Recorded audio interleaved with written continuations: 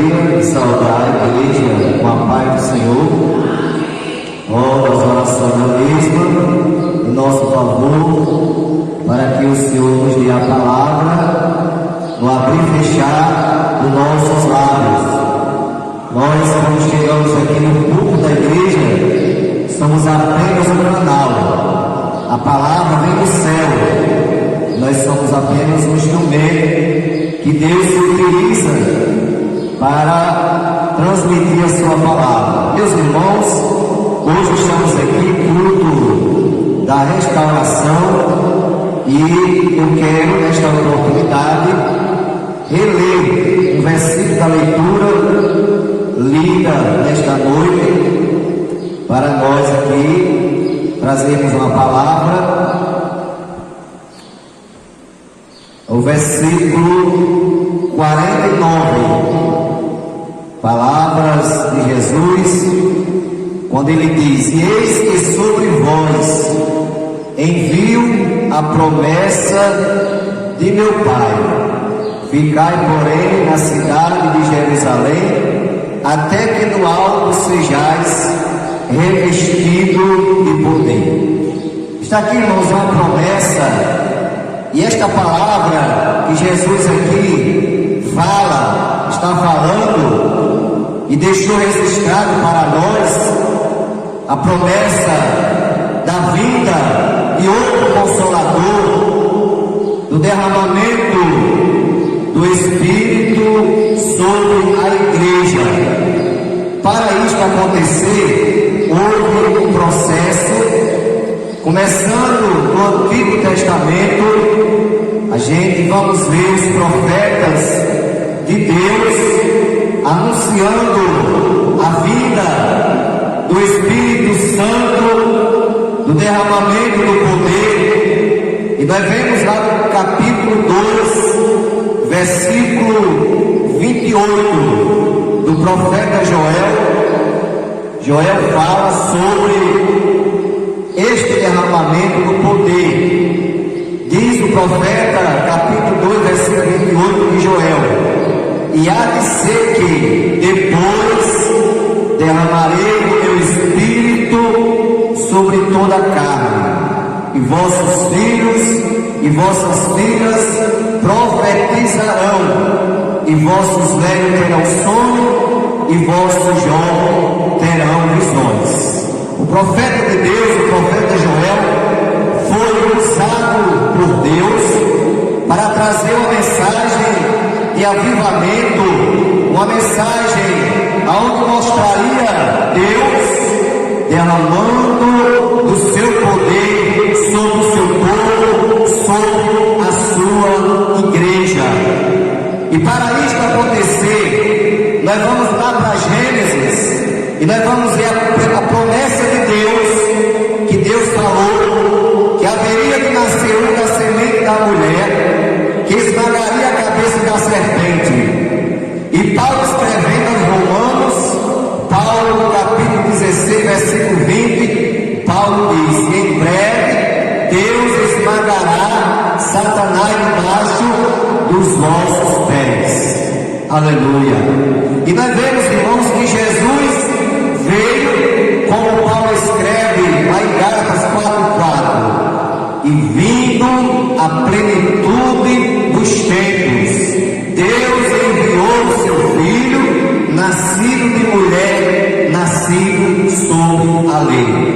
E a profecia se cumpre quando, a partir do Novo Testamento, João Batista, o último profeta, porque a palavra diz que a lei e os profetas duraram até João. Eu quero dizer uma coisa aqui à igreja, que profeta hoje não existe que nem antigamente.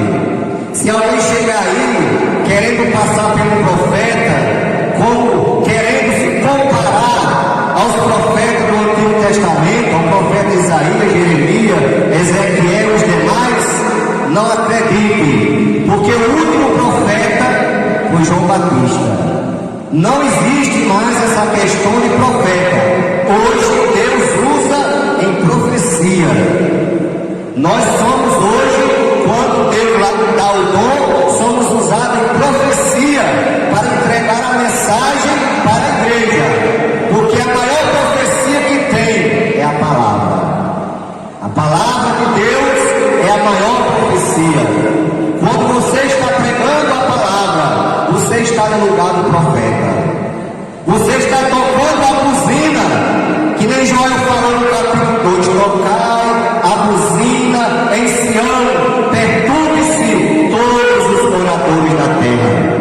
Então nós sabemos, meus irmãos, que a palavra de Deus, quando chegou o tempo determinado, se cumpriu, porque em primeiro lugar, nasce João Batista. João Batista, filho de Zacarias e Isabel. Duas coisas impossíveis ao olho humano. Primeiramente, João Batista, nascido de Zacarias e Isabel. Zacarias era idoso, Isabel era idosa. Além de idosa, já tinha passado o costume das mulheres e era estéril. Mas o que eu me alegro, irmãos, é que Deus gosta de trabalhar no impossível. Deus deixa nós fazer o que cabe a nós fazer.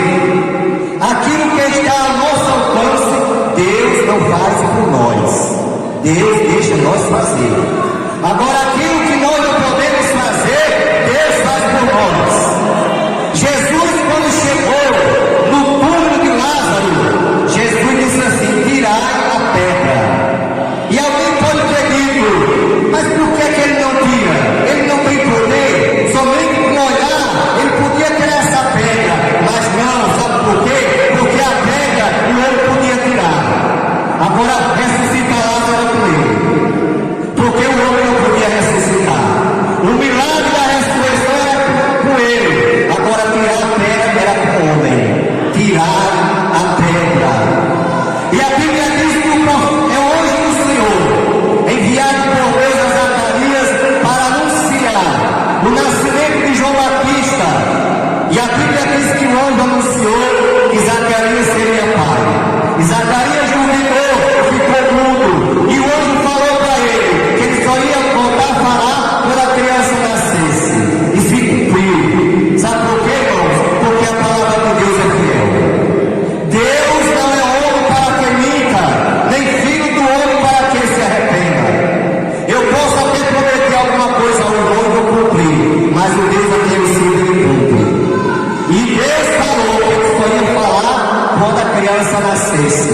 E chegou o tempo determinado, nasce João Batista, de Isabel e Zacarias. E com 6 meses depois da gravidez de Isabel, quando Isabel estava com 6 meses grávida, a Bíblia diz que Deus envia o mesmo anjo para anunciar o nascimento de Jesus.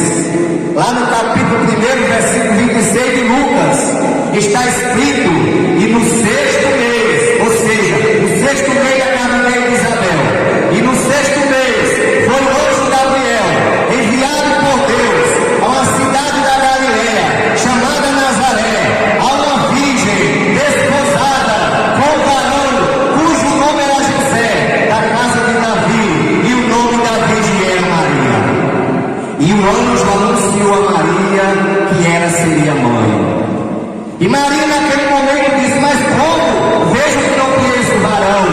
E o anjo disse: Maria, descerá sobre ti a virtude do Altíssimo, e o que de ti será gerado no teu ventre será gerado por obra e graça do Espírito Santo de Deus. Por isso que Paulo escreveu em Gálatas 4:4: e vindo a plenitude dos tempos, Deus enviou o seu Filho, nascido de mulher, nascido sob a lei. E nasce Jesus, normalmente, como qualquer criança, apesar que quando Maria foi ver Jesus, começou Jesus a ser rejeitado a partir do momento do seu nascimento, porque não deram hospedagem a Maria para ter a criança. Tudo bem, Jesus nasce no estábulo, é colocado na manjedoura, cresce, com 12 anos está no meio dos doutores, interrogando, sendo interrogado, os doutores admirados para saber humanos Jesus tinha, mas tinha uma sabedoria maravilhosa, uma sabedoria poderosa. Por quê? Porque aquela sabedoria não vinha do homem, aquela sabedoria vinha de Deus. Aí às vezes você vê um irmãozinho analfabeto, não sabe nem ler, não sabe nem assinar o nome, mas quando pega no microfone, Deus usa ele, e você pensa até que ele é formado. Sabe por quê? Porque Deus usa. É a sabedoria de Deus do ser humano, é a sabedoria de Deus do homem. E Jesus cresce, com quase 30 anos, ele procura o seu primo João Batista para ser batizado. E no outro lado, lá no Rio Jordão, estava João Batista pregando o reino de Deus e dizendo: arrependei-vos, porque é chegado o reino dos céus. Eu vos batizo com água para o arrependimento, mas aquele que vem após mim é mais poderoso do que eu, cujas sandálias não sou digno de levar. Ele vos batizará com o Espírito Santo e com fogo. E em sua mão tem o pá, e limpará a sua eira, e recolherá no celeiro seu trigo, e queimará para com fogo, que nunca se apagará. Aí Jesus chega para ser batizado por João. E quando João vê Jesus, lá no capítulo 1, versículo 29 de João, quando João Batista vê Jesus, aí mostra para a multidão: eis o Cordeiro de Deus que tira o pecado do mundo. Meus amados, na antiga aliança, o sumo sacerdote pegava um animal, um cordeiro, e um ano de nascido, sacrificava sobre o altar, derramando o seu sangue, espargindo o seu sangue, para simbolicamente cobrir o pecado da humanidade. Jesus, irmãos, não veio cobrir pecado, Jesus veio tirar o pecado. Aleluia. Jesus não veio cobrir pecado, Jesus veio tirar o pecado. Por isso que João disse: eis o Cordeiro de Deus que tira o pecado do mundo. E foi esse Cordeiro que tirou o nosso pecado. Foi através do sangue desse Cordeiro que fomos purificados do nosso pecado. Porque na farmácia você encontra comprimido para dor de cabeça, você encontra comprimido para dor no estômago, você encontra comprimido para qualquer dor do seu corpo, mas você lá não vai encontrar remédio para o pecado. Para o pecado, só o sangue de Jesus. Remédio para o pecado na farmácia não tem, é só o sangue de Jesus.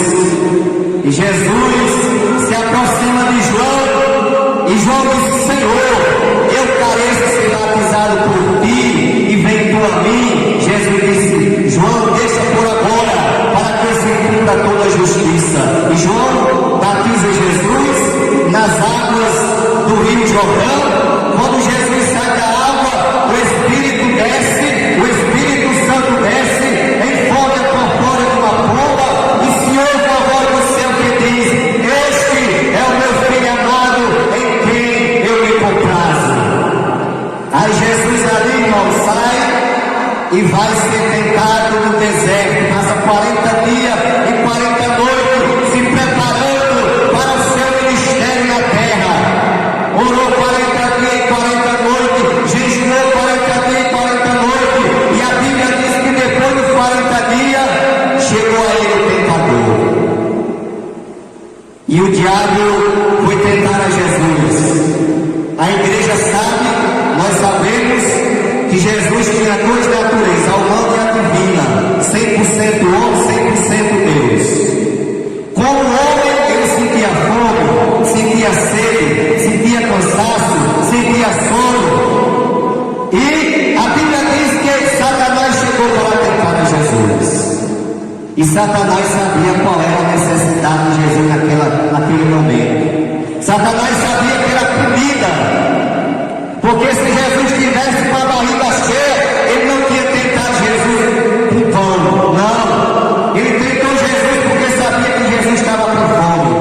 E colocou Jesus em dúvida, como sendo filho de Deus, dizendo: se tu és o filho de Deus, transforma essas pedras em pão. Mas meus irmãos, Jesus não precisa provar a ninguém que é filho de Deus.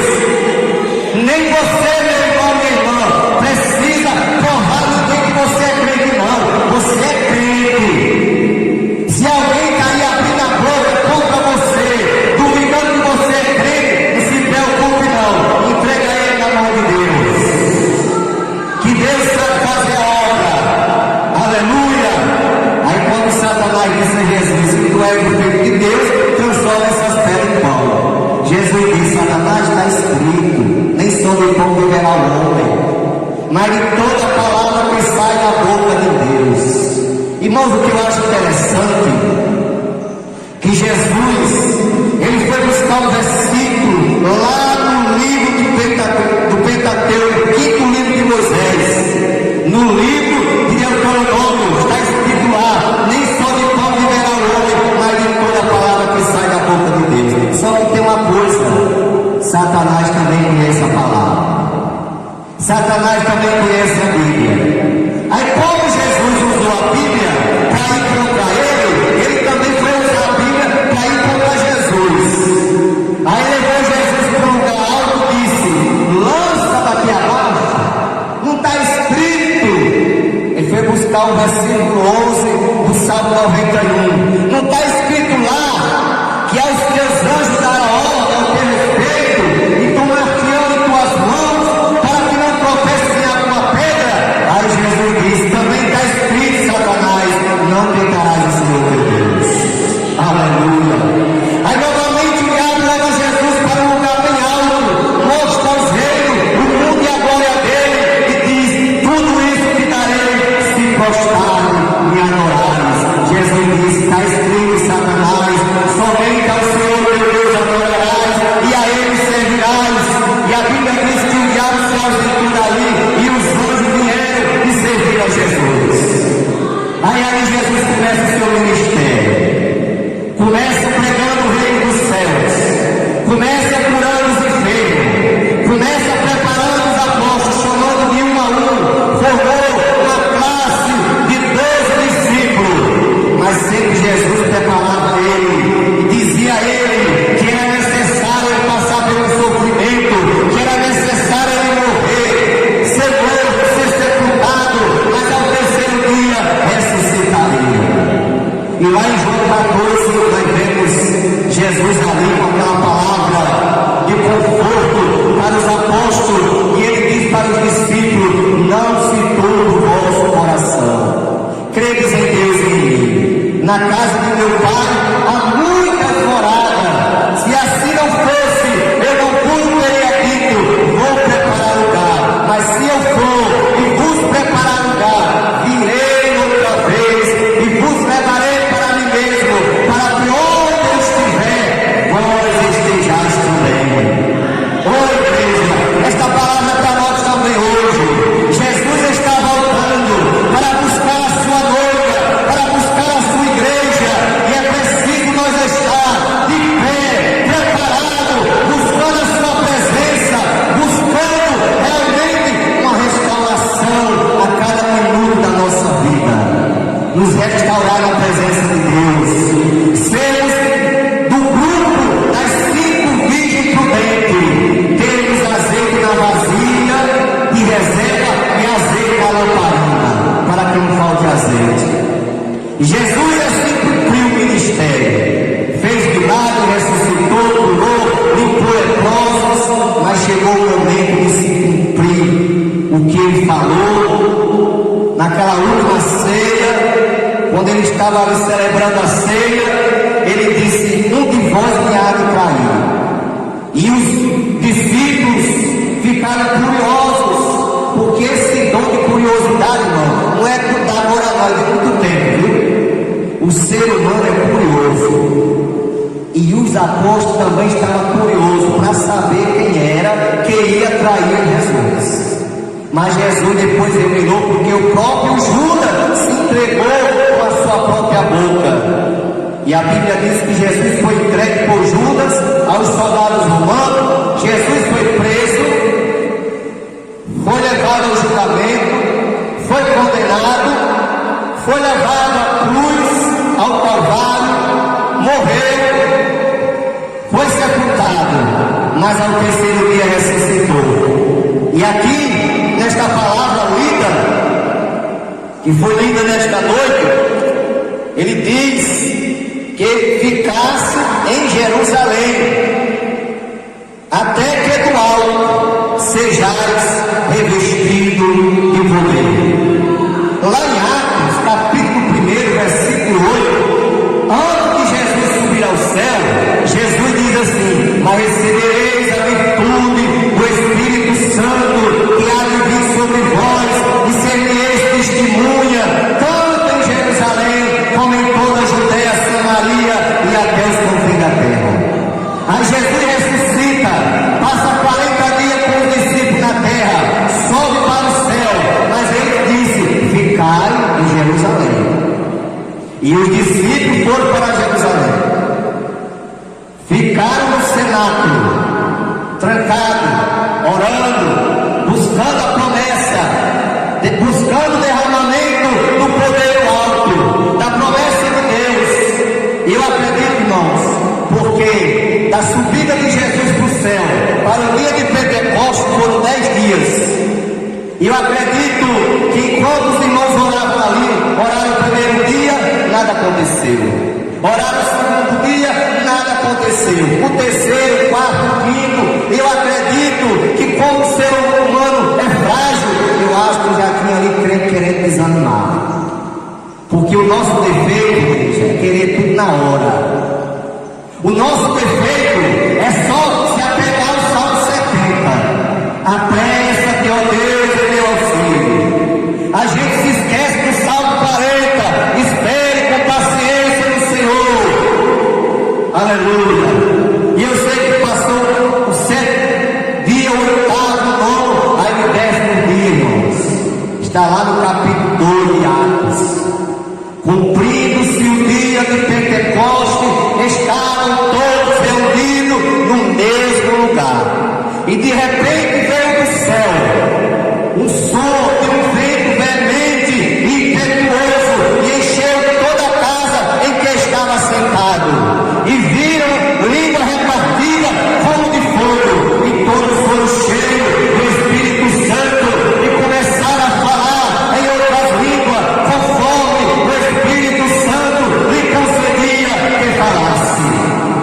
Por isso que a palavra está dizendo: e eis que sobre vós envio a promessa do meu Pai.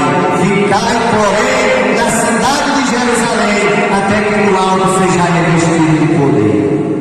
Olha, igreja, Deus está pedindo, Deus está ordenando, Deus está dizendo para nós ficar em Jerusalém. Não vamos sair do lugar da bênção. Você está orando há quanto tempo? Há um ano? Não recebeu ainda não? Ore mais um pouquinho. Está orando há 5 anos? Não recebeu ainda não? Ore mais um pouquinho. Porque o que Deus lhe prometeu, Ele é fiel para cumprir.